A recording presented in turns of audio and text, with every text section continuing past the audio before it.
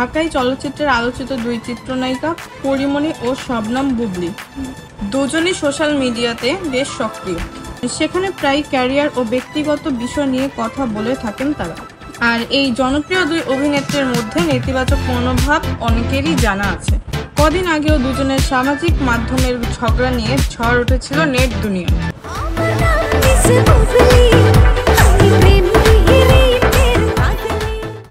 গত 20 মার্চ মধ্যরাতে কারো নাম উল্লেখ না করে একটি স্ট্যাটাস দেওয়ার পর সোশ্যাল মিডিয়ায় শুরু হয় তোলপাড়।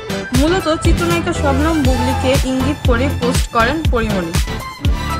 পোস্টে লিখেছিলেন, আপা গো আপা, পুরোটাই কপি মারলেন, কথা, music line, voice tone, delivery থেকে সব, কিন্তু আবেগ তো কপি করা যায় না আপা।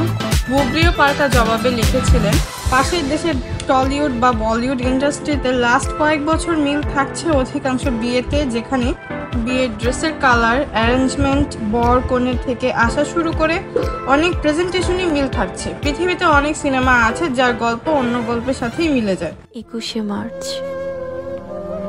এই তারিখটি সারা জীবনের জন্য তুমি আমার কাছে শ্রেষ্ঠ করে দিলে বাবা।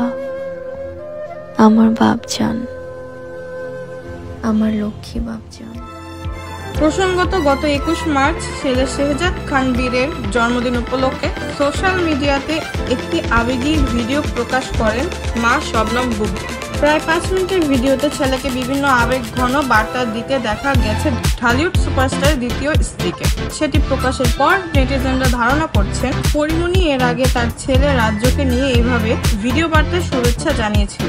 হয়তো পরিমণির দাবি, তার ভিডিওর ধারণা কপি করেই একইভাবে ভিডিও বানিয়েছিলেন বুবলী।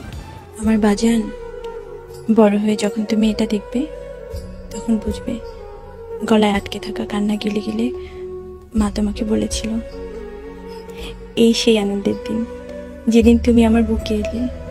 ছোট্ট দুটো হাত ধরে কি মনে হচ্ছিল জানো? ওরই সত্যিকারের দুটো ডানা পেল। কি আনন্দ, কি আনন্দ।